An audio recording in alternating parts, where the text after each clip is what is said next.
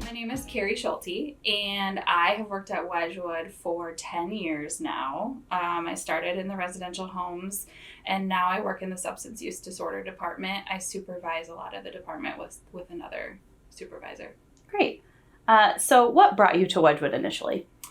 Well, my mom has worked at Wedgwood for about 40 years. Wow. So I kind of say it's, kind of part of who I am and who I've always been. And so I kind of grew up with this knowledge of Wedgwood and what Wedgwood was and the people that Wedgwood helped. And I just kind of always had this desire to help too. And Wedgwood was always the place that I wanted to do that because of my mom's legacy here as well.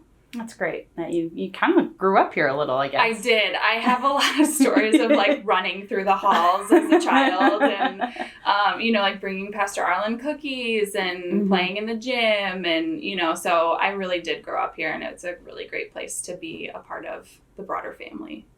And so what do you think makes Wedgwood such a special place? I think that Wedgwood is such a unique place because they help such a wide range of people. And I think traditionally people always thought of Wedgwood as kids and adolescents. And Wedgwood is so much more than that now. And we help so many people. And we do it with this faith-based lens, which I think is really cool. And I think that it's really defining for who Wedgwood is, but also the people who work here. Yeah. And so I think it's a really unique place to be a part of. So Wedgwood Substance Use Disorder Treatment Services, or SUD, offer a comprehensive continuum of care across West Michigan. Can you explain what you and your team do to provide support for those who are dealing with substance use? Yeah, so we are currently in 9 counties, and we work with kids, adolescents, adults, families. We're really here to support the individual, the family, whoever is dealing with substance use. We're there for them. So we have individual treatment, we have groups, we have IOP, which is an intensive outpatient group. We do medicated assisted treatment for people who are dealing with an opiate addiction. We offer case management for people who have that tangible need along with their addiction. We do recovery coaching, which is a person who also deals with addiction, and they can kind of come alongside of that person with lived experience. So we do offer a really wide range of services for people so that we can come around them and really rally with them in their road to recovery. And because it is such a journey, you need different things at different points on your road to recovery. Yeah. So when you first come into recovery, you're probably going to have a lot more tangible needs and a lot more need for recovery coaching just to stabilize. And then when you get further in your recovery, you're going to want to break down further, like, why did I start using in the first place? And how can I prevent myself from using in the future? Are there some trends that you're seeing within SUD services? Like, is there a certain substance on the rise? Is there a particular age group addiction is affecting? Or is there a reason you're seeing that's common for people to start using? Yeah, so I really believe that addiction does not discriminate. I think that it affects anyone and everyone. And I think that we've seen that with the opioid epidemic, that people were being prescribed opiates because of surgeries, and then, it kind of went from there. So I think that that's been true and has been proven over the last 20 years. But I also think that more recently, I've seen a lot of people coming into services with methamphetamine addiction. So yeah, I think just anybody and everybody, we see men, women, every age, every gender, every ethnicity, they're all coming to services. So over the last year and a half, everything has been kind of chaotic and crazy, and I'm sure there's been kind of a rise in people trying to deal with things. How have community needs changed, and how have you and your team kind of pivoted to offer support during this time? Yeah, so I think COVID has affected the way people do everything. And our SUD treatment is no different. So I think that obviously when the pandemic first hit, we all had to kind of just pivot and figure it out. But I think that along with that, it's been a kind of a cool thing to see that our clinicians can adapt to different situations, and our clients have been adapting to different situations. And so, we offer telehealth, but we also offer in person, and we're willing to really meet the client where they are. And I think that that was always true for our department, but learning how adaptive we can actually be because of the pandemic has been a really cool thing for both our clinicians and our clients to experience. Just the other day, a client called because they couldn't remember when their appointment was, and they live an hour away from our office, and they were like, I really need this appointment, and we were able to offer a telehealth appointment in place of that. So I think it's been a really cool thing to see. There's been a lot of hardships from the pandemic, and a lot of hard things, and a lot of increase in drug use and alcohol use, but we have also seen some cool adaptability things that we've also gotten to do too. That's great. So our SUD team, like you've described, does a lot of really amazing work. Is there one thing about our SUD treatment services that you think would surprise people?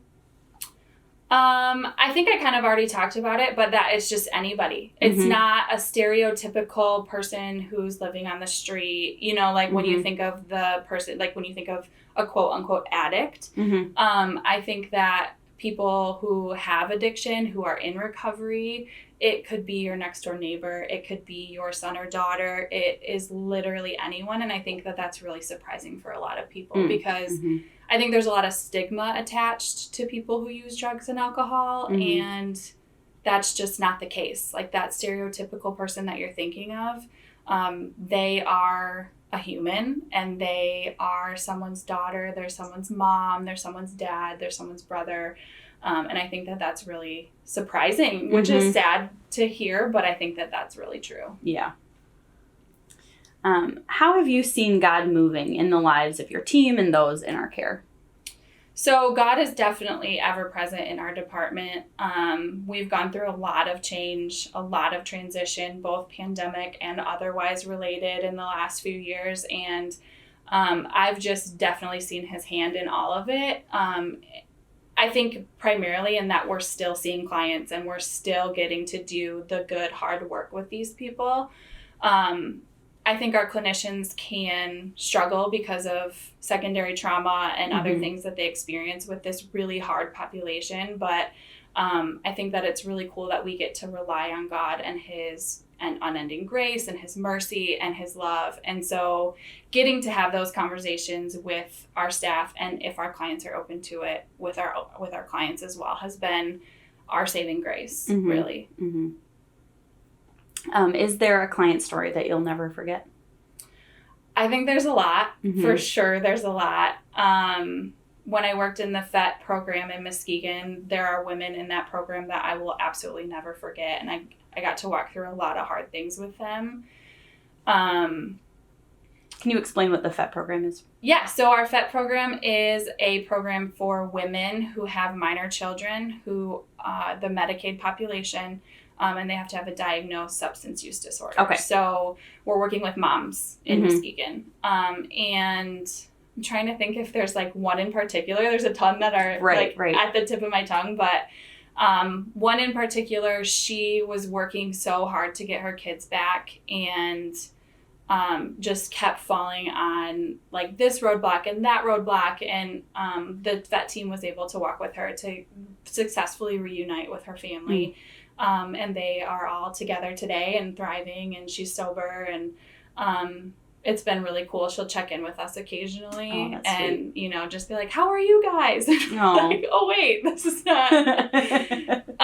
But another story, just even as recently as this week, I was filling in our MAT clinic, which is a clinic for people who struggle with opiate use disorders. And we offer medicated assisted treatment in the form of Suboxone or Sublocade. And Sublocade is an injection that helps manage cravings and triggers and that kind of a thing. And he was telling me how Sublocade has changed his life, and how he wakes up in the morning and he's not worried about where his next fix is coming from. He is just excited to start the day and to be a dad and to go to work. And he was giving me unending praises about his clinician and how his clinician has really helped him change the way that he's thinking about things and overcoming things. So that was another really cool story from this week. That's awesome. How cool that you get to see like the fruits of your, labor. Sometimes with, therapy things, you don't always see the payoff necessarily right away, but how cool you get to see those. Yeah, I think a lot of times you don't see the payoff because they stop coming, or maybe they relapse and then you don't hear from them. But the good hard work that the clinician has been doing with the client definitely goes with the client for years. Mm-hmm. So it was cool to hear that in real time. Yeah. Providing support and treatment for people who are navigating mental and behavioral health challenges can be really heavy sometimes. Like you've mentioned, it's hard work. What has brought you joy or given you hope recently? I guess those couple of stories probably could be added to the list. Yeah, for sure. That story from Tuesday was definitely one. But I think just seeing our staff and the passion that they have for their jobs and for helping people and getting to be a part, because I supervise so much of the department and I kind of have my hand in a lot of things. I get to see a wide range of successful stories and clinicians coming together to support each other and to support clients, and like watching clinicians go to court to support their clients in both good times and in bad times.